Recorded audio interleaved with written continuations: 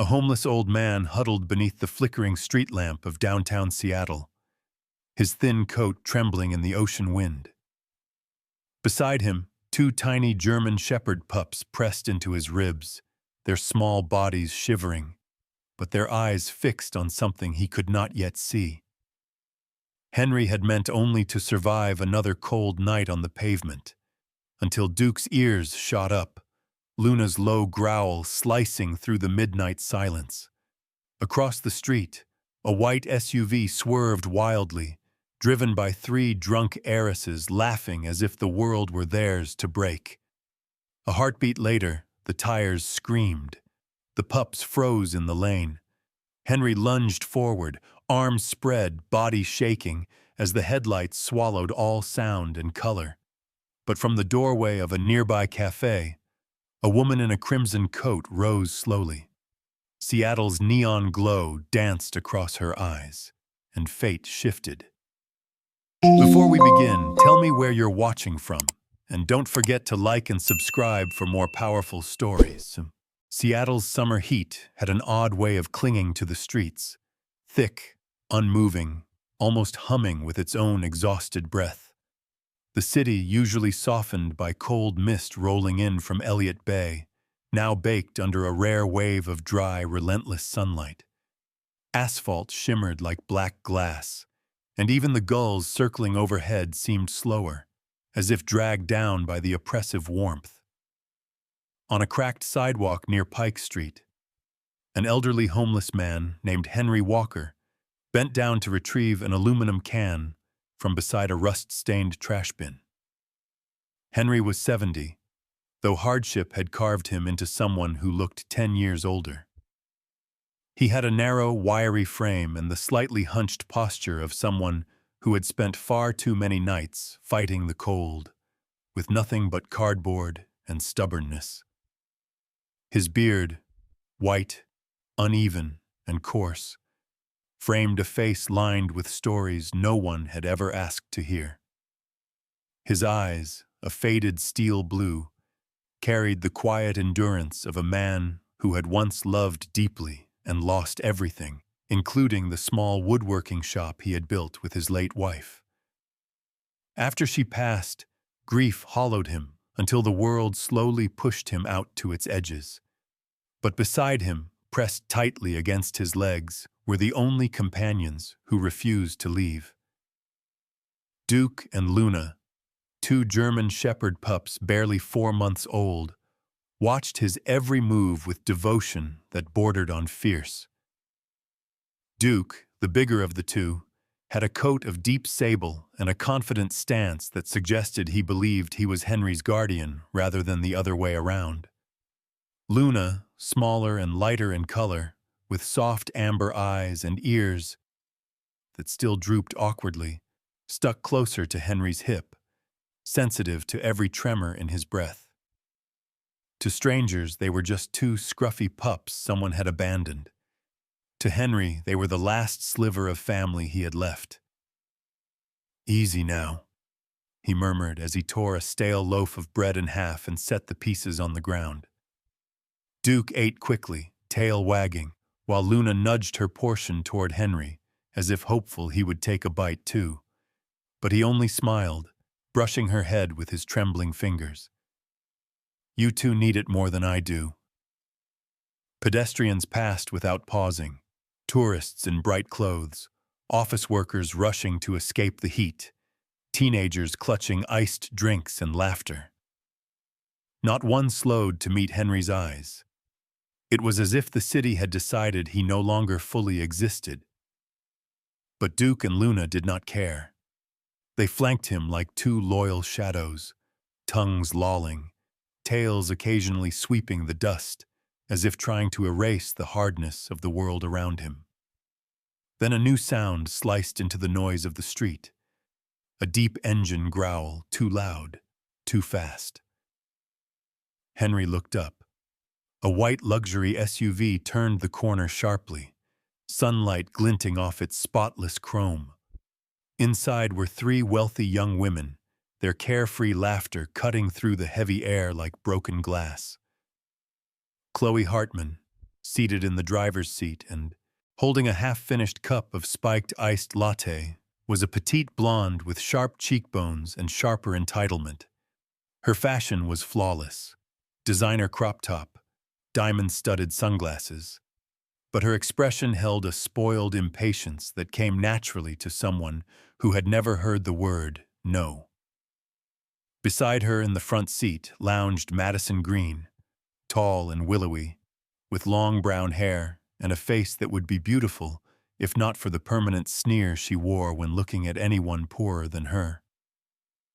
In the back sat Brianna Lee, round-faced, wealthy, and buzzing with a drunken confidence. Though softer in demeanor than the other two, she clung tightly to their approval, laughing too loudly at jokes that weren't funny, hoping belonging might excuse cruelty. Their music thundered through the open windows, drowning out the world. Chloe swung the wheel carelessly, swerving slightly onto the shoulder. That was when it happened. Duke and Luna, startled by the sudden roar, skittered backward and slipped off the curb, landing directly in the lane. "No, no, no, stay back!" Henry's voice cracked. Without thinking, without the faintest hesitation, he hurled himself forward onto the blistering asphalt. His knees hit hard, sending a jolt up through his frail frame. But he didn't stop. He spread his arms wide and curved his body around the two pups, shielding them as the SUV screeched violently to a stop. The tires screamed. The smell of burnt rubber filled the air. The SUV halted just inches from Henry's back. The doors flew open. Chloe stumbled out first, fury twisted across her perfectly made-up face. "Are you insane, old man?" she yelled, hurling her empty cup to the ground. "You threw yourself at my car! This is a $100,000 vehicle!" Madison and Brianna spilled out behind her, swaying slightly, but full of that reckless superiority alcohol grants to those who believe the world belongs to them. Madison kicked at the sidewalk inches from Henry's hand. "Move! You're in the way! Nobody told you to crawl into the street!" Brianna wrinkled her nose. "Ew, look at him. He probably did it on purpose to scam us." Henry stayed curled around the pups, voice shaking. "Please, they were scared. Just leave them be." But Chloe stepped closer, her high heel only inches from Duke's trembling paw. She drew her leg back, aiming a kick straight at the pup, and she would have done it.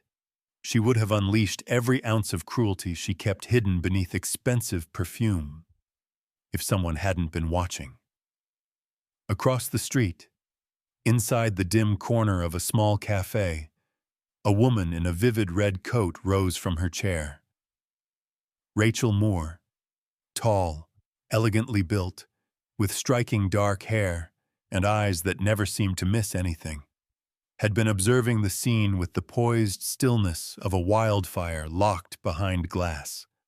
She was wealthy, old money, the kind that came with silent power, and known for a temperament, both gentle and impossibly unyielding when she saw injustice.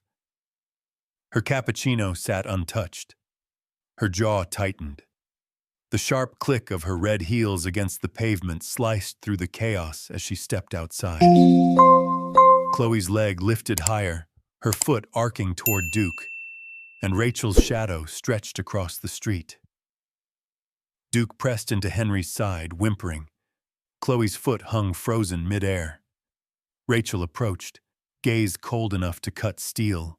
Rachel Moore stepped fully into the street, her red coat flaring behind her like a banner caught in an unseen wind.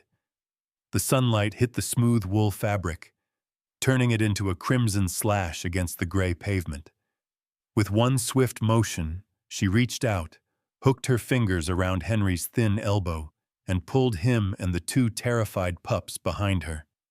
Duke whimpered but proved obediently, while Luna pressed against Henry's trembling leg. Rachel lifted her other arm with effortless precision, stopping Chloe's incoming kick inches before it reached Duke's face. Her palm hovered, steady as stone. Chloe Hartman, still flushed with alcohol and entitlement, stumbled back with a scoff. Up close, the young woman's features sharpened into something cold. Icy blue eyes, wheat blonde hair styled in effortless waves, lips too glossy for the daylight. "Who do you think you are?" she slurred, tossing her hair back. "Some kind of superhero? Dressed in red like you're starring in a cheap movie?" Madison Green stepped forward beside her, her tall frame swaying. The dark-haired heiress always carried an elitist charm, but the drink twisted it into cruelty. She looked Rachel up and down with a sneer. "Look at her. Another wannabe savior with too much money and not enough sense." Brianna Lee, round-cheeked and softer in tone, still mirrored their arrogance, leaning on Madison's shoulder as she added, "He's probably scamming people. Old men like him always do. No one sleeps on the street for no reason." Rachel didn't blink. She didn't raise her voice. "You nearly killed 2 puppies and an old man," she said quietly, her voice steady as metal cooling in the forge. "In Seattle. That's not an accident. That's a crime." Her eyes, dark, focused, dangerous, didn't leave Chloe's. The spoiled heiress tried to laugh it off, but the sound wavered. For the first time, she registered the intensity behind Rachel's calm. People on the sidewalk began slowing, sensing tension. Chloe stiffened. "Whatever," she muttered, waving a lazy hand. "Let's just go. I'm done with this mess." But leaving without one final bit of cruelty was not in their nature. As they turned, Madison tossed the remainder of her drink over Henry's chest. The cold liquid soaked through his tattered shirt. Brianna kicked Henry's storage crate, scattering the few items he owned, some tools, a blanket, an old photo frame, across the sidewalk. Chloe laughed as she opened the SUV door. "Next time, stay out of the road, garbage man," she snapped before the 3 climbed back into the vehicle. The SUV revved loudly and shot off, music blasting again as if nothing had happened. For a moment, the street fell eerily still. Rachel turned to Henry, voice softening. Up close, she could finally study the old man. His bones seemed too sharp beneath the thin skin, his gray beard rough around a mouth that had forgotten how to smile. But his, hands, shaking, veined, calloused, were the hands of someone who had once built things, not broken them. "Let's get you and the pups out of the heat," she said gently. She guided the small group into the cafe she had just left. The barista, a young man named Julio with curly black hair and a kind but tired face, watched her with a mixture of curiosity and admiration. Julio was a part-time student at a local community college studying graphic design, a dreamer with a soft spot for anyone who looked like they didn't belong. "Is he okay?" Julio asked quietly. "He will be," Rachel replied. She ordered warm food, water for the dogs, and a first aid kit. As Henry ate, she cleaned the small scrapes on his arm with a tenderness that made him blink hard several times, as if unused to such kindness. Duke licked her wrist gratefully. Luna nuzzled her knee. "You're good with them," Henry murmured. His voice was gravelly, as though disuse had worn down its edges. She smiled faintly. "I run a pet boutique, Red Paws. It's a passion project." As they talked, Henry revealed pieces of his story. He once owned a tiny woodworking shop in Tacoma. His wife, Margaret, had soft brown hair and a laugh people stopped to listen to. When cancer took her, Henry's world hollowed. Without her, the shop failed.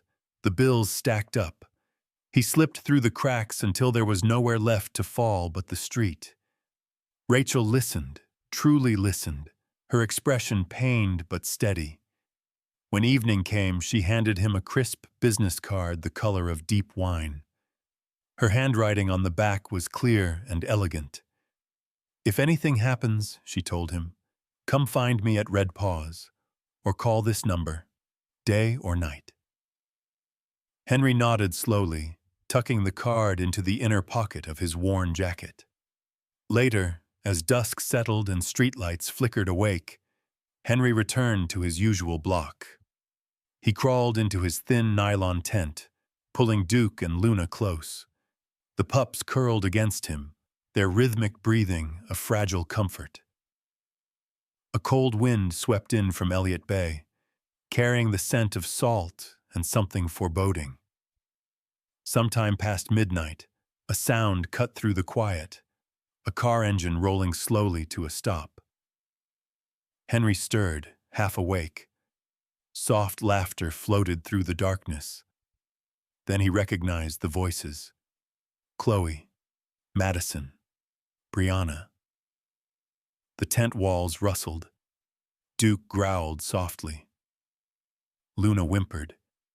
Henry held them close and closed his eyes, praying they would leave. But by morning, when the first sliver of gray light crept onto the pavement, Henry awoke to ruin. His tent had been slashed open, his belongings scattered, and Duke and Luna gone. On the concrete, sprayed in harsh red letters, were the words, "Garbage old man." Henry's breath shook. He reached into his coat with trembling fingers and pulled out Rachel's crimson business card. Without another thought, he began walking, unsteady but determined, toward the only person who had shown him kindness. Morning traffic had just begun to hum along the wet streets when Henry Walker reached the front door of Red Paws. Leaning heavily on the glass, as though the last of his strength had drained somewhere between the waterfront and the quiet, upscale neighborhood where Rachel's boutique stood. His clothes were soaked through, clinging to his thin body. His hands trembled not from cold alone, but from the hollowness beside him where Duke and Luna should have been. When the door chimed softly, Rachel looked up from the counter where she had been sorting new orders. Her eyes widened. "Henry?" Henry's voice cracked like an old hinge. "They took them. They took my dogs." Rachel crossed the shop floor in 3 quick strides, the red fabric of her coat trailing behind her. Up close, she could see the raw panic in the man's steel-blue eyes. She placed a steadying hand on his shoulder.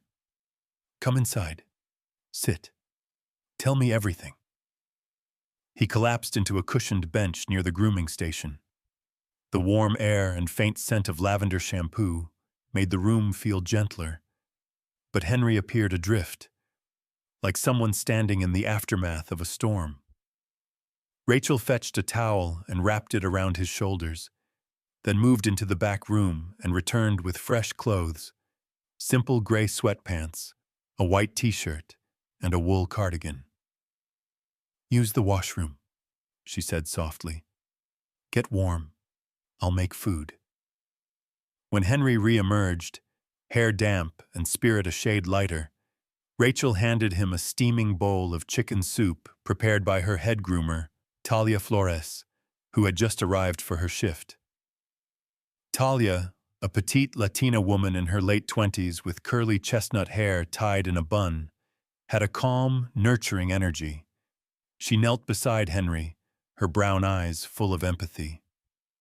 "Eat slowly, okay? You're safe here." After a few spoonfuls, Henry managed to recount everything. The tent, the noise in the night, the missing pups, the red graffiti. Rachel listened without interrupting, the tension around her jaw growing sharper. When he finished, she stood and moved behind the counter, flipping open her laptop with a fluency that contrasted with her elegant exterior. Rachel Moore was not just wealthy. She was sharp, methodical, unafraid to leverage every connection at her disposal. She pulled up the Seattle traffic camera network, a system she once invested in for local animal safety initiatives, and typed quickly. "I memorized that SUV's plate yesterday," she said. "White Lexus, custom rims, partial plate, H6. Talia blinked. "You remember plates?" Rachel gave a faint smile. "Numbers stick with me. Always have."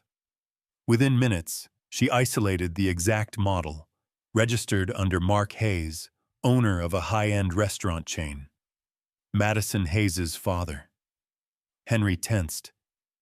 "They took Duke and Luna just to hurt me?" Rachel worked through several encrypted windows, moving with the confidence of someone who had dabbled in digital security long before opening a boutique. They're impulsive, but not clever. Wealthy parents protect their image, not their daughter's behavior. She located the vehicle's GPS ping. It had last stopped near Pier 47, next to an abandoned warehouse formerly used for underground parties. Rachel's expression darkened. That's where they'd go to hide something. She clicked to enlarge a satellite snapshot. Rusted siding, broken skylights, a loading dock that slumped like a wounded animal. "We're getting them back," she said. "All we need is proof." Meanwhile, in that warehouse, Duke and Luna clawed at the bars of a small iron cage, their whimpers echoing in the cavernous space. Chloe, Madison, and Brianna circled the cage with their phones recording.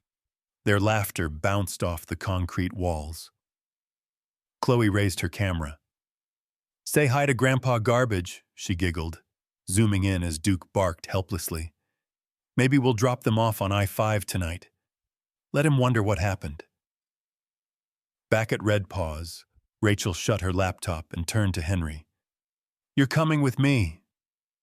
But first, she insisted on bringing him somewhere safe. Her penthouse sat on the top floor of a building overlooking Elliott Bay, a place of warm wood, soft lighting, and luxury meant to feel lived in. As the elevator opened, Henry stepped out, hesitantly.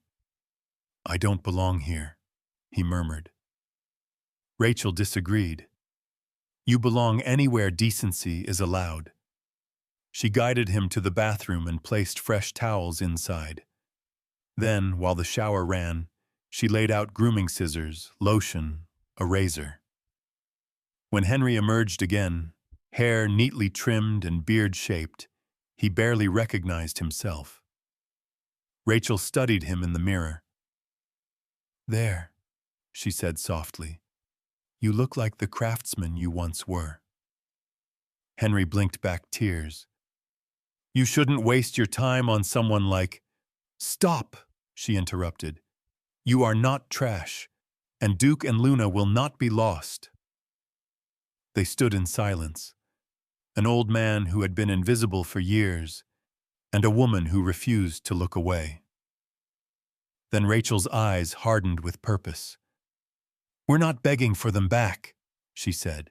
"We're exposing them." She explained her plan. Gather evidence, record confessions, create a legal trap airtight enough to withstand any wealthy parent's attempt to smother the truth. Henry nodded slowly, hope flickering beneath his grief. They were deep into preparations, testing recording equipment, printing legal templates, and reviewing potential escape routes, when a sharp, composed knock echoed through the penthouse. Rachel's eyes narrowed. "Who would—" She opened the door to reveal a man in a charcoal suit so precisely tailored it looked poured onto him. His hair was silver, parted with mathematical cleanliness. His eyes, pale, unreadable, carried the cool calculation of someone practiced in handling scandals. He held a leather briefcase monogrammed with gold initials. "Miss Moore," he said smoothly. "My name is Arthur Vance. I represent the Hayes family." His voice held no warmth. It was polished ice. Rachel stepped aside cautiously. Vance walked in, placed his briefcase on the marble island, and snapped it open with a quiet, confident click. "Let's resolve this," he said, sliding out a thick stack of documents. Then he placed a check, crisp, pristine, on top. $20,000. "Sign this," he said calmly. "Admit the old man was intoxicated and misplaced his dogs. Admit the girls tried to help. In exchange, the matter ends." He smiled a predator's smile. Rachel stared at the check, then at Henry, sitting small and shaken, clutching a cup of hot tea between trembling hands. Slowly, Rachel reached out and let her fingertips brush the edge of the check. The moment froze there. Arthur Vance's expression had not changed when Rachel refused the check. But the slight narrowing of his pale eyes revealed irritation, a rare crack in his polished legal armor. When Rachel leaned forward and slid the check back toward him with a slow, deliberate gesture, she spoke in a voice cool enough to frost glass. "I have a counteroffer," she said. "A private meeting. Tonight. Somewhere quiet, where all parties can settle this without distractions." Vance's brows lifted, curiosity overtaking superiority. He was a man accustomed to calculated victories, used to bending people with his tone alone. Yet there was something in Rachel's calm, an undercurrent of quiet danger, that made him hesitate. After a moment, he nodded. "The Hayes family is always open to reasonable negotiation." He gathered his papers, snapped his briefcase shut, and left without another word. As soon as the door latched, Rachel turned to Henry. "We'll end this tonight." The old man looked smaller than ever on the bar stool at her kitchen island, his cleaned-up appearance only emphasizing the fragile bones beneath the fresh clothes. His fingers knotted together anxiously. "Are you sure? They're dangerous." "They are children with money," she replied. "But I'm not walking blind." Preparations began immediately. Rachel moved with the precision of someone who had spent her entire life learning to stay 2 steps ahead of people with too much wealth and too little conscience. She checked her hidden cameras, professional-grade devices no bigger than shirt buttons, and packed them into a soft case. She prepared audio transmitters disguised as hair clips, tested a remote microphone, and loaded a digital backup drive into her coat. Henry watched with awe as she worked. Rachel's penthouse, filled with warm lighting and modern decor, became a tactical staging ground. When the sun dropped behind the Olympic Mountains, they drove toward the waterfront. Rachel wore a long crimson dress beneath her red coat, the fabric sweeping in dramatic waves around her legs. The outfit made her look like a heroine carved out of firelight, fearless, composed, and unshakable. Henry, bundled in a dark jacket she insisted he borrow, walked carefully beside her. Though his steps were uneven, his face held a new hardness. The warehouse loomed over Pier 47 like an abandoned skeleton, rusted beams jutting from its sides, windows cracked like splintered ice. The salty wind carried the smell of seaweed and oil, accompanied by the distant creak of boats rocking in the water. Rachel guided Henry to a corridor beside the loading dock. "Stay here," she whispered. "If anything goes wrong, shout. I installed a camera above the door. I'll see you." Henry nodded, though his eyes shimmered with fear. His heart pounded like a drum as Rachel slipped inside. The interior of the warehouse was colder than the night outside. Pale beams of moonlight slanted through, gaps in the roof, illuminating thick dust drifting like ghosts. Rachel moved silently, placing hidden cameras on support beams and wires along the walls. The faint echo of her footsteps traced the dimensions of the cavernous room. In the far corner, Duke and Luna were huddled together in a metal cage. Duke's paw was raw from scratching. Luna's soft whines echoed against steel. Rachel exhaled slowly, the faintest tremor of rage passing through her gaze.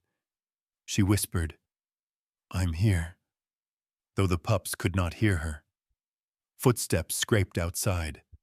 Then came laughter, shrill, unkind, sharp in the empty space. Chloe's voice. Moments later, the warehouse door groaned open. The three heiresses strutted in, their expensive coats clashing with the grime around them.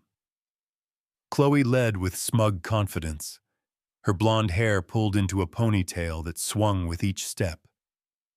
Madison followed, bending her wrist dramatically as she pulled out her phone like she was ready to live-stream the chaos. Brianna trailed last, chewing nervously on her lip, embarrassed, frightened, but still too weak to resist the other two. Behind them came three men, dockside thugs with hard faces and cold eyes. Their names were irrelevant, but their presences were unmistakable. Wide shoulders, scarred knuckles, expressions shaped by survival and violence. The tallest of them, a man with a shaved head and a jaw like a brick wall, swung a metal bar in his hand with lazy confidence. "Nice place for a meeting," he said in a gravelly voice. "Bit chilly." Chloe twirled her car keys. "Don't worry, we'll warm things up." Rachel emerged from behind a row of crates, perfectly poised. "Let's talk." Chloe snorted. "Talk? No. We came to teach you and your homeless pet a lesson." Madison flapped the papers Arthur Vance had given her earlier. "We don't sign anything. We don't admit anything. We do what we want." Then she ripped the documents in half, the sound sharp and echoing. Rachel's jaw tightened. Her gaze flicked to the cage where Duke and Luna were snarling now, their voices raw. One of the thugs stepped forward. He was leaner than the others, with harsh cheekbones and a stubble beard shadowing his hollow cheeks. His eyes carried a deadened look, someone who had long ago learned to feel nothing when hurting others. He raised a metal pipe. "Money can't buy justice out here," he said. "This is our ground." Another man, shorter but broad like a wrestler, reached behind his waistband. When his hand emerged, it carried a small black pistol. He leveled it at Rachel's chest. Henry, watching from the crack in the door, felt his heart freeze. Duke and Luna slammed their bodies against the bars, barking so violently that blood specked the cage. Chloe smirked. "Guess your red outfit won't save you now." And then, a single gunshot exploded through the night. The sound swallowed everything. The warehouse echoed with the dying ring of the gunshot, the metallic tremor vibrating through the rafters. For a single suspended second, the world seemed to freeze. Chloe's smirk faltered. Henry's scream caught in his throat. Duke and Luna slammed themselves bloody against the bars of the cage. Then the truth snapped into motion. The bullet struck a corroded steel pillar just behind Rachel, sparks sputtering from the impact point. The gunman, surprised by his own misfire, stumbled backward just as a new force barreled into the warehouse, a tall, broad-shouldered man in a dark tactical jacket. Lieutenant Marcus Hale, a Washington state officer, was the sort of man who carried authority in his posture alone. Squared jaw dusted with stubble, storm-gray eyes, deep-set lines carved into his brow from years of chasing criminals and losing sleep over the ones he couldn't save. He was mid-40s, built like someone who had spent half his life in service and the other half trying to outrun memories of cases gone wrong. Marcus crashed into the thug holding the metal pipe, sending him careening into a crate. "Police!" he bellowed, voice booming across the cavern. "Drop your weapons and get on the ground." Behind him, 3 members of the tactical team surged in, 2 men and 1 woman, clad in layered vests, radios crackling on their shoulders. The woman, Officer Lena Brooks, was muscular, dark-skinned, with braided hair pulled into a tight ponytail and sharp eyes that scanned danger like a hawk. The second officer, a sandy-haired man with freckles and tired green eyes, held his rifle steady with practiced discipline. The third, a younger recruit named Thomas Avery, slight, nervous, eager, kept close behind Marcus. Rachel did not waste the moment. She sprinted toward the cage, her dress slicing through the dim air like a red blade. Her fingers shook as she pulled the lockpicks from her coat. Quick moves, precise. The lock snapped open. Duke tumbled out first, barking hoarsely, tail rigid with fear and fury. Luna followed, almost collapsing as she pressed her muzzle into Rachel's chest. "You're safe," Rachel whispered, although her voice warbled with adrenaline. Henry burst through the doorway seconds later, breathless, eyes wet. The moment Duke recognized him, the pup lunged forward with a raw, desperate cry and slammed into Henry's arms. Henry fell to his knees, hugging both dogs as if anchoring himself to the earth after nearly being swept away. Meanwhile, chaos scattered across the warehouse floor. Chloe stood frozen, mascara streaking down her cheeks. Madison's phone slipped from her shaking fingers, the screen shattering when it hit the concrete. Brianna backed into a corner, hugging herself, mumbling, "I didn't want to. I didn't mean to." But the words sounded thin, flimsy, too late. Marcus and Lena moved swiftly, ordering the thugs onto the ground, zip-tying their wrists. The gunman dropped his pistol and curled forward, groaning as Marcus kicked it away. The tactical team collected phones, pocket knives, and a handful of crumpled bills used for whatever illicit activities usually passed through the warehouse. Rachel pulled a remote from her coat and tapped a button. Instantly, every hidden camera she had planted earlier revealed its recording status. Tiny red lights blinking from beams, crates, and support poles. Marcus nodded when he saw them. "You got everything?" "Audio, video, threats, weapons, the entire abduction," Rachel replied. "They can't bury this." Arthur Vance arrived moments later, hauled in by 2 officers who had intercepted him outside. His immaculate hair was no longer immaculate. The humid air had wilted its perfect part, and sweat clung to his temples. The mask of confidence cracked when Marcus shoved a tablet in front of him, playing the footage back. The ripped documents, the threats, the slurs, the gunshot. Arthur's jaw tightened. For the first time, he said nothing. Chloe wailed as officers cuffed her wrists. Madison cursed, spitting at the floor. Brianna sobbed quietly, shoulders trembling. Henry held Duke and Luna close as if his arms alone could keep the world away. Rachel stood beside him, calm at last, her red coat billowing in the ocean wind that drifted through the open warehouse door. Months passed. The courtroom hearings were lengthy, but unavoidable. The Hayes, Hartman, and Green families, long accustomed to shielding their daughters with money, could not outpace the evidence this time. The judge, a stern woman with silver hair pinned back in a bun and eyes sharp as needles, delivered the verdict without a quiver. Heavy financial compensation to Henry Walker and to other victims who came forward during the investigation. Mandatory community service and criminal records for Chloe, Madison, and Brianna, their first real encounter with consequences. The city buzzed for weeks about the trial. Wealthy kids finally held accountable, a homeless man finally seen, and 2 German Shepherd pups who became symbols of loyalty and justice. Rachel invested part of the compensation money into something more permanent. A sanctuary, a refuge, A second chance. For dogs abandoned like Duke and Luna once were, and for people abandoned like Henry. The center opened beneath a soft Seattle sunrise. Its sign read, Twin Shepherd Haven. The building smelled of cedar and warm food. Kennels lined the walls, each crafted by Henry's own hands, sturdy, smooth, and lovingly varnished. Henry worked there every day, smiling at strangers, teaching newcomers how to care for the rescues.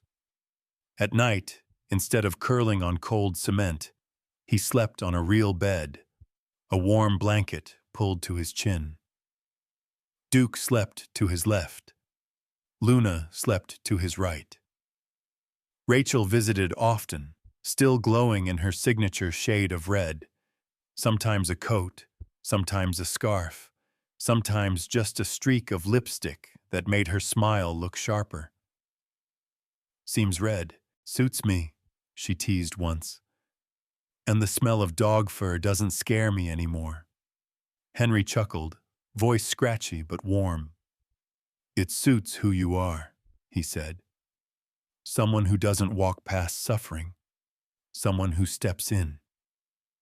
Duke, now bigger and confident, nudged Rachel's hand with his muzzle. Luna followed, tail wagging softly.